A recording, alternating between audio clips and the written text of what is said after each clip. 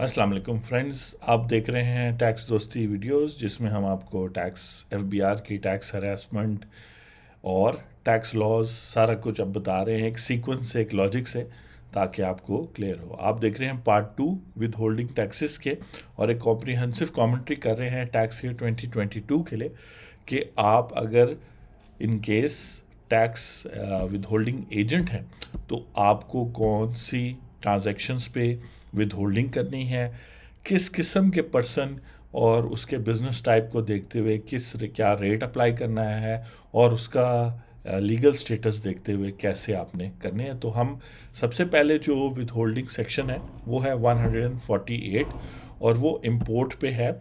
लेकिन चूंकि लॉ के अंदर साथ काफ़ी वेरिएशंस हैं, तो मुख्तलिफ़ किस्म के इम्पोर्टर्स के लिए मुख्तलिफ़ किस्म के रेट्स और कंडीशंस हैं। हम KPMG का ये ब्रीफ जो 16 नवंबर को इशू है आज के दिन, वो यूज़ कर रहे हैं, लेटेस्ट अप टू डेट है। आगे भी अगर आप इसको देख रहे हैं आने 2023-24 के टैक्स ईयर्स के लिए, तो ये वीडियोस आपको गाइड करेंगे। एग्जांपल हम लेते हैं जी, सेक्शन 148 में पहले जो सिनेरियो वो है पर्सन्स जो इंपोर्ट कर रहे हैं गुड्स जिनका जिक्र है 12 स्केड्यूल में इनकम टैक्स ऑर्डिनेंस 2001 के। तो इनकम टैक्स लॉ में मुख्तलिफ स्केड्यूल्स हैं, और ये बेसिकली टेबल्स हैं, चार्ट्स हैं, जहाँ पर मुख्तलिफ इस 12 शेड्यूल में मुख्तलिफ बिजनेसेस का जिक्र है। उन बिजनेसेस में से कोई अगर इंपोर्ट करेगा गुड्स, तो इंपोर्ट के स्टेज पर उससे जो विद होल्डिंग टैक्स कलेक्ट होगा, और वो कलेक्टर ऑफ कस्टम्स करेगा। और अगर वो एक्टिव टैक्स पेयर लिस्ट पे, जारी बात है 12 शेड्यूल में बिजनेसेस का जिक्र है, हर एक बिजनेस को लाजमन इनकम टैक्स में और सेल्स टैक्स या सर्विस टैक्स में रजिस्टर होना है पूरे पाकिस्तान में। तो अगर आप रजिस्टर्ड नहीं हैं तो आप फिर नॉन ATL होंगे। अगर आप एक्टिव हैं तो एक्टिव टैक्स पेयर लिस्ट पे होंगे, तो आपसे 1% कटेगा इंपोर्ट वैल्यू का। और इंपोर्ट वैल्यू का मतलब है, एक तो वो जो कॉस्ट है, जो चीज़ आप मंगा रहे हैं, मशीनरी, मेडिसिन या कोई खाने की चीज़, और उसमें कस्टम ड्यूटी, सेल्स टैक्स और फेडरल एक्साइज ड्यूटी तीनों ऐड किए जाएंगे। और तीनों ऐड होने के बाद सपोज करें 100 रुपीज़ आपकी वो इंपोर्ट कॉस्ट है, वो डॉलर या यूरो जिसमें भी होगी, और उसके बाद custom duty, sales tax, federal, ये जो अमाउंट्स हैं कस्टम ड्यूटी, ये परसेंटेज होगी जो उसकी कैटेगरी के हिसाब से ऐड होगी। सेल्स टैक्स मोस्ट प्रॉब्ली ये 16-17% जो है उसमें ऐड होगी, कम भी हो सकती है, ज़्यादा परसेंटेज भी हो सकता है। उसके लिए सेल्स टैक्स का कानून और रेट देखना होगा। और फेडरल एक्साइज ड्यूटी भी सेल्स टैक्स की तरह है, जो उस प्रोडक्ट की कॉस्ट में ऐड की जाएगी। उसकी इसके मुख्तलिफ पैमाने होते हैं, कभी उसकी वैल्यू पे के हिसाब से फेडरल एक्साइज ड्यूटी कैलकुलेट होती है, कभी वेट के हिसाब से। सेल्स टैक्स के केस में उसकी जो है रेट्स दिए होंगे 16, 17, 19 या 20%, या कम परसेंट भी हो सकता है। उसमें भी नॉर्मली उसकी वैल्यू के हिसाब से जो भी उसकी वैल्यू आएगी, और कस्टम ड्यूटी भी, ठीक है जी। और ये एक दूसरे के ऊपर बिल्ड होते हैं। पहले कस्टम ड्यूटी होती है, क्योंकि इंपोर्ट पर सबसे पहले कस्टम ड्यूटी लगती है, दूसरे मुल्क से चीज़ पाकिस्तान में आ रही है, तो कस्टम ड्यूटी की जो भी परसेंटेज या जो भी पैमाना होगा वो अप्लाई होगा। फिर सेल्स टैक्स का रेट लगेगा कस्टम ड्यूटी को ऐड करके, फिर फेडरल एक्साइज ड्यूटी का भी रेट लगेगा उसकी वैल्यू देखते हुए। तो इस तरीके से ये तीनों ड्यूटीज़ ऐड होंगे। उसके बाद सबसे आखिर में इनकम टैक्स कैलकुलेट होगा टोटल वैल्यू पे, ठीक है जी। और उसका जो टोटल वैल्यू बनेगी उसकी 1%, और अगर आप उस दिन non active tax payer list पर आ रहे हैं तो 2% आपसे टैक्स विद होल्ड हो जाएगा। जब टैक्स विद होल्ड होगा तो सवाल ये है कि ये मिनिमम टैक्स है, तो ज़्यादातर इंडिविजुअल्स और AOP बिजनेसेस के लिए ये मिनिमम टैक्स है, जिसका मतलब है कि साल के आखिर में इस इम्पोर्टेड आइटम पर जो भी प्रॉफिट कमाया है वो डिक्लेयर करेंगे, और उस पर जो टैक्स लाइबिलिटी आएगी उसमें से ये टैक्स लाइबिलिटी मिनिमम का मतलब है कि ये इतना टैक्स तो उसको उनको पे करना होगा। जस्ट इन केस वो लॉस कर जाते हैं और प्रॉफिट नहीं शो करते, तब भी ये जो टैक्स कटा है ये रिटर्नेबल नहीं होगा। ये मिनिमम टैक्स का यह मतलब है। मिनिमम टैक्स उस सूरत में नहीं होगा उस इंडिविजुअल और उस AOP के लिए जिसने अपने आप को इंडस्ट्रियल अंडरटेकिंग के तौर पे रजिस्टर करवाया होगा एफबीआर के साथ। और इंडस्ट्रियल अंडरटेकिंग की अपनी एक डेफिनेशन है जिसमें टर्नओवर, परचेजेस और एम्प्लॉयज़ और ये सारी डेफिनेशन उन्होंने दी हुई है। अगर कोई इस पे उतरता है तो फिर उसके लिए मिनिमम टैक्स नहीं होगा। इसका मतलब है कि अगर वो कोई इंडस्ट्रियल अंडरटेकिंग है, और इंडस्ट्रियल अंडरटेकिंग का आसान मतलब होता है कोई फैक्ट्री या मैन्युफैक्चरिंग यूनिट या कोई ऐसा प्रोडक्टिव यूनिट जो फिर इस चीज़ को आगे बेचेगा होलसेलर, डिस्ट्रीब्यूटर्स को या जनरल पब्लिक को। तो अगर वो फैक्ट्री या प्रोडक्शन यूनिट है तो फिर उसके लिए मिनिमम टैक्स नहीं होगा, जिसका मतलब है कि ये जो इंडस्ट्रियल यूनिट है अगर लॉस कर रहा है तो फिर ये जो टैक्स उससे कटा है ये इस टैक्स का उसको क्रेडिट मिल जाएगा। ये टैक्स आने वाले सालों में वो यूज़ कर सकेगा या रिफंड कर सकेगा। तो इस तरीके से जो है ना उसको थोड़ी सी डिफरेंट टैक्स ट्रीटमेंट है, और यही चीज़ें जो हैं वो कन्फ्यूजन का बायस बनती हैं कि जी अगर मैं इंडिविजुअल हूँ और जो मेरे से टैक्स कटा है, रेट तो क्लियर है 1% कटा है अगर मैं एटीएल पर हूँ, लेकिन ये मिनिमम है या नहीं, मैं इसको एडजस्ट कर सकूँगा वगैरह वगैरह। तो इसलिए यहाँ पर उन्होंने सिर्फ वो इंडिविजुअल्स और एओपीज जो इंडस्ट्रियल अंडरटेकिंग के तहत आते हैं उन पे होगा। और डेफिनेशन देख के, जैसे आपको पता है हमारी वीडियोस इंफॉर्मेशन के लिए हैं, थोड़ी बहुत एंटरटेनमेंट के लिए हैं, तो इस वजह से ये होगा। अब एफबीआर के अंदर जो है अगर ऐसा कोई इंडिविजुअल या एओपी वो एफबीआर वालों के साथ मिल जाता है, कस्टम वालों के साथ मिल जाता है, तो एक तो कस्टम ड्यूटी, सेल्स टैक्स, ख़ासतौर पे कस्टम ड्यूटी को भी, कस्टम ड्यूटी काम इस तरह होती है कि कस्टम ड्यूटी डिफरेंट कैटेगरीज़ के लिए डिफरेंट रेट्स होते हैं, तो वो अपने आप को उस कैटेगरी में डलवा दे जहाँ पर मिनिमम रेट है, तो कस्टम ड्यूटी कम हो जाएगी। सेल्स टैक्स और फेडरल एक्साइज में भी कुछ ऐसा करे तो ओवरऑल ये टैक्सेस भी वो कम करेगा कलेक्टर ऑफ कस्टम्स वालों के साथ मिल के, और फिर विद होल्डिंग भी कलेक्टर ऑफ कस्टम्स कम करेंगे इस रेट पे। फिर वो अपने आप को इंडस्ट्रियल अंडरटेकिंग में डलवा दे जब कल को उसका ऑडिट वगैरह निकलता है। वरना वैसे तो आपको पता है इंडिविजुअल्स या ओपी या कंपनीज भी जो अपनी टैक्स रिटर्न फाइनल करती हैं वो ऑडिट नहीं होता हर एक इंडिविजुअल एओपी कंपनी का, एक 5-10% लोगों का हर साल ऑडिट होता है। अगर वो ऑडिट में निकल आती है और इंडस्ट्रियल अंडरटेकिंग के तौर पे उसने शो किया तो उसको प्रॉब्लम हो सकती है, लेकिन वहाँ भी वो प्रॉब्लम एफबीआर वालों की हेल्प से रिजॉल्व कर सकते हैं। तो आप देख सकते हैं कि इवन एक सिमिलर सिनेरियो के अंदर भी जो लोग करप्शन, जो लोग एफबीआर के साथ अनफेयर डीलिंग में एक्सपर्ट होते हैं और एफबीआर के भी ऑफिसर्स को इनकरेज करते हैं कि वो अनफेयर डीलिंग करें, तो वो ईजिली सिमिलर सिचुएशन में भी अपने आप को टैक्स में बचा सकते हैं।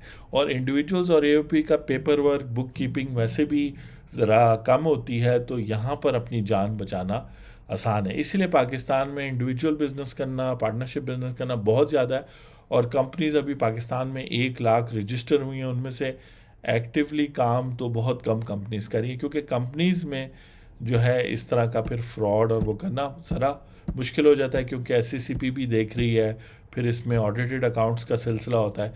यहाँ कोई ऑडिटेड अकाउंट्स वगैरह का नहीं होता, क्योंकि ऑडिटेड अकाउंट्स होंगे तो फिर इस फ्रॉड में आपको ना सिर्फ कलेक्टर ऑफ कस्टम्स वालों को, एफबीआर वालों को मिलाना पड़ेगा, फिर आपको ऑडिट फर्म को भी मिलाना पड़ेगा। बहुत सारी ऑडिट फर्म्स भी जो है फिर इस फ्रॉड में फिर शामिल हो जाती है अगर ज़्यादा अमाउंट का हो।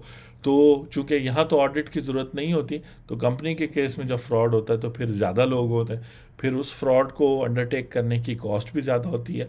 तो उससे बेहतर है बंदा टैक्स दे दे, क्योंकि यहाँ 1% टैक्स मिनिमम टैक्स है। लेकिन कहने का मतलब ये है कि फिर भी लोगों की जिनकी आदत हो जाती है टैक्स अवॉइड करने की, टैक्स फ्रॉड करने की, फिर वो इस 1% को भी ज़्यादा समझते हैं। तो अगर करना है फ्रॉड तो ये तरीके होते हैं कि अपने आप को इंडस्ट्रियल अंडरटेकिंग बना दिया, या अगर कंपनी है तो फिर ऑडिट रिपोर्ट भी गलत शो की और अपने आप को इंडस्ट्रियल अंडरटेकिंग कर दिया। वरना मिनिमम टैक्स होगा, और अगर प्रॉफिट होगा तो फिर इसके अलावा भी आपको टैक्स देना पड़ेगा। तो चूँकि टैक्स लॉज प्रॉपरली जो है जेन्युइन टैक्स पेयर के फेवर में नहीं है, तो अक्सर लोगों को फिर जो ख़ास तौर पे सक्सेसफुल बिजनेस कर रहे हैं, आप अज्यूम कर लें जो लोग करोड़ों अरबों रुपए की इंपोर्ट कर रहे हैं और आगे उसको फिर उससे भी ज़्यादा वैल्यू में सेल कर रहे हैं, उनके हिसाब से ये फिर बहुत ज़्यादा टैक्सेशन हो जाती है। तो इंसेंटिव होता है एफबीआर, कस्टम्स और इन सारों को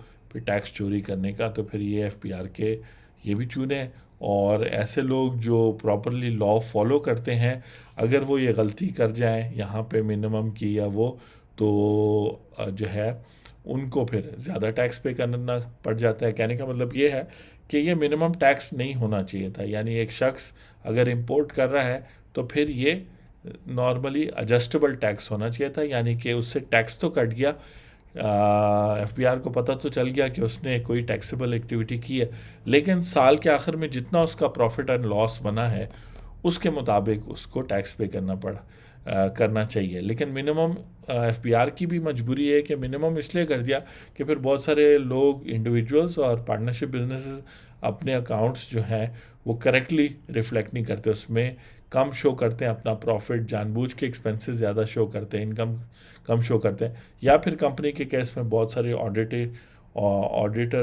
की फर्म्स जो हैं, ये लोग तो नहीं करते होंगे केपीएमजी वाले, जहाँ तक मेरा ख्याल है, क्योंकि ये तो टॉप इंटरनेशनल फर्म्स हैं, इनके इंटरनल जो डिपार्टमेंट्स हैं, इंटरनल ऑडिट के डिपार्टमेंट्स हैं, स्ट्रॉन्ग हैं। लेकिन जो छोटी फर्म्स हैं, मीडियम साइज फर्म्स हैं, वो फिर कंपनी के ऑडिट में इस तरह के घपले करते होंगे, जहाँ पे वो कम शो करके ये सारा टैक्स करते हैं। तो इसके अंदर इसी तरह जो है ऑडिटर्स भी इन्वॉल्व हो जाते हैं करप्शन में, और फिर पूरी एक सप्लाई चेन बन जाती है करप्शन की। और इसीलिए एफबीआर वालों ने मिनिमम कर दिया कि लोग झूठ बोल रहे हैं तो कम से कम ये वाला जो टैक्स इंपोर्ट के स्टेज पे जो वो छुपा नहीं सकते, वरना वैसे फिर पाकिस्तान में बहुत सारे ऐसे स्पॉट्स भी हैं जहाँ से इलीगली चीज़ें आती हैं मुल्क के अंदर और वो इलीगल इंपोर्ट कहलाती हैं। तो वो भी एरियाज़ हैं मुल्क के मुख्तलिफ़ कोनों में, बलूचिस्तान से लेके केपी के, पंजाब, सिंध, हर एरिया में, चाइना की तरफ से, ईरान की तरफ से, अफ़गानिस्तान की तरफ से, इंडिया की तरफ से ऐसे पॉइंट्स बन जाते हैं। लेकिन एफबीआर की भी मजबूरी है कि फिर मिनिमम टैक्स करना पड़ता है, जब उन्हें पता है कि ना तो इंडिविजुअल्स करेक्ट अकाउंट्स बताएंगे, करेक्ट सेल्स बताएंगे, ना ही कंपनी बताएंगे, बेशक उनका ऑडिट भी होता है। तो दोनों साइड पे चूने लगाए जाते हैं टैक्स पेयर। ये 10% टैक्स पेयर्स की बात हो रही है जो आदत जिनकी बन गई है टैक्स इवेट करने की, और जिनके टैक्सेस वाकई में ज़्यादा होते हैं, वो जो है इस आदत में पड़ जाते हैं। जो थोड़ी बहुत इंपोर्ट करते हैं इस कैटेगरी के अंदर, उनको ये इश्यूज़ नहीं होते। आगे चलते हैं जी। जो पर्सनस इंपोर्ट कर रहे हैं और वो पार्ट 2 में 12th शेड्यूल के मेंशन है, उनसे जो टैक्स लिया जा रहा है वो 2% लिया जा रहा है। अब पार्ट 1 वालों से 1% क्यों लिया जा रहा है, पार्ट 2 वालों से 2% क्यों लिया जा रहा है, इस पर भी काफ़ी डिबेट हो सकती है। लेकिन इसकी भी यही लॉजिक होगी कि पहले उस आइटम, इम्पोर्टेड आइटम की कॉस्ट में कस्टम ड्यूटी ऐड की जाएगी, सेल्स टैक्स और फेडरल, स्टेप बाय स्टेप ये ऐड किए जाएंगे। वो इन सारों को ऐड करने के बाद जो है 2% विद होल्डिंग इनकम टैक्स काटा जाएगा, जो मिनिमम टैक्स होगा इंडिविजुअल और एओपी के लिए। अगर वो इंडिविजुअल और एओपी पार्ट 2 के 12th शेड्यूल के बिजनेस में फॉल करते हैं, लेकिन वो इंडस्ट्रियल अंडरटेकिंग के तौर पे रजिस्टर्ड हैं और इस डेफिनेशन में फॉल करते हैं टैक्स लॉ में, तो फिर उनसे जो टैक्स कटा होगा वो मिनिमम नहीं होगा। वो साल में अगर प्रॉफिट करेंगे तो उस पर टैक्स देंगे, अगर जितना ये टैक्स कटा है उसको एडजस्ट कर लेंगे, वरना तो ये कम से कम उनको मिनिमम टैक्स नहीं देना पड़ेगा। तो ये थोड़ा सा इंसेंटिव है उन बिजनेसेस के लिए जो प्रॉपरली रजिस्टर हो रहे हैं as an industrial undertaking. Company के केस में भी सिनेरियो सेम है। इसको कॉन्ट्रास्ट कर लेते हैं थर्ड किस्म के सिनेरियो में, जहां पर्सन जो इंपोर्ट कर रहे हैं ऐसे गुड्स जो क्लासिफाइड हैं पार्ट 3 में 12th शेड्यूल के, तो वहाँ उनको 5.5% इनकम टैक्स विद होल्ड होगा उनसे, जिसमें ये सारे टैक्सेस ऐड होंगे। और अगर वो नॉन एटीएल है, वो शख्स जिसको एक्टिव टैक्स पेयर लिस्ट पर होना चाहिए था लेकिन वो नहीं है, तो नॉन एटीएल है, तो 11% टैक्स कटा डिडक्शन करेगा और ये मिनिमम टैक्स होगा। इसके अलावा अगर वो प्रॉफिट कमाएंगे, और एग्जांपल दे देता हूँ, सपोज करें कि वो इसके ऊपर जो है 25 लाख रुपए टैक्स 25 लाख रुपए प्रॉफिट कमा लेते, तो 10 लाख तक तो 10-12 लाख तक तो 11% टैक्स बनता है। उससे ज़्यादा जो है फिर उस पर 15-16-18% टैक्स बनेगा। तो फिर वो जो है अगर ज़्यादा प्रॉफिट शो करेगा तो वो फिर ज़्यादा टैक्स पे करेगा, उसमें से 11% तो ये कट गया, ये क्लेम कर लेगा। रिमेनिंग जो 6-8% टैक्स है वो फिर अपनी टैक्स रिटर्न के साथ पे करेगा। तो अब आप मुझे बता दें कि अगर आपको ऑप्शन मिले और टैक्स वाले आपको कहे, कस्टम वाले भी और एफबीआर वाले, कि यार आप ऐसे करें, विद होल्डिंग जो है ना, हम कहेंगे कि जी आप पार्ट 1 में फॉल करते हैं तो आप 1% ही विद होल्डिंग कर लेना, एक्चुअली आप पार्ट 3 में फॉल करते हैं 5.5, तो आपको तो काफ़ी टैक्स बचेगा। तो इस तरह का ऑप्शन अगर एफबीआर वाले ही आपको देना शुरू करते, ख़ास तौर पर अगर आप सक्सेसफुल बिजनेस कर रहे हैं, बड़ा बिजनेस कर रहे हैं, तो आप भी हो सकता है उनके करप्शन के तरीक़ों में अग्री हो जाए, और फिर ये होगा कि आप उनके साथी बन जाएंगे और फिर आपकी एक वीक पॉइंट होगा। अगर आप प्रॉपरली अपना टैक्स विद होल्ड कराएंगे और अगर प्रॉपरली टैक्स कानून के मुताबिक अपने बिजनेस एक्सपेंसेस वगैरह क्लेम करके प्रॉफिट्स पे टैक्स देंगे, तो आपको ये प्रॉब्लम नहीं होगा। लेकिन आप समझ सकते हैं कि इस तरीके से सिंपल वेरिएशन से टैक्स वालों को मौका मिल जाएगा। अच्छा, अब इस तरह है कि अगर आप ऐसे इम्पोर्टर हैं जिसकी जिसकी जो फॉर एग्ज़ाम्पल आजकल इलेक्ट्रिक व्हीकल्स की जो पार्ट्स हैं, अगर वो आप इंपोर्ट करते हैं तो आप पर इनकम, आपके प्रॉफिट पे टैक्सेस नहीं है, तो आप इंपोर्ट स्टेज पे भी एग्जम्पशन सर्टिफिकेट ले सकते हैं। तो अब तो ये सिस्टम ख़त्म हो गया, क्योंकि विद इन 15 डेज़ अगर आप कंपनी हैं तो आप एग्जम्पशन सर्टिफिकेट के लिए अप्लाई करें और आपको जवाब ना मिले तो आपको ऑटोमेटिकली एग्जम्पशन सर्टिफिकेट मिल जाता है। लेकिन पहले वक्त में एफबीआर चूना इसी तरह लगा रही थी कि अगर आपके प्रॉफिट्स एग्जाम्प्ट थे और आपको इंपोर्ट करना पड़ता था, तो आपको एग्जम्पशन सर्टिफिकेट लेने में काफ़ी जो है ना उनको पर्सनल कलेक्शन देनी पड़ती थी, तब वो आपको एग्जम्पशन सर्टिफिकेट इशू करते थे। लेकिन कंपनीज़ के लिए वो प्रॉब्लम भी सॉल्व हो गया। तो ये सवाल जिस तरह पूछा जाता है टैक्स दोस्ती से भी कि जी कंपनी बनाने का क्या फ़ायदा है, बेहतर है हम इंडिविजुअल एओपी बने।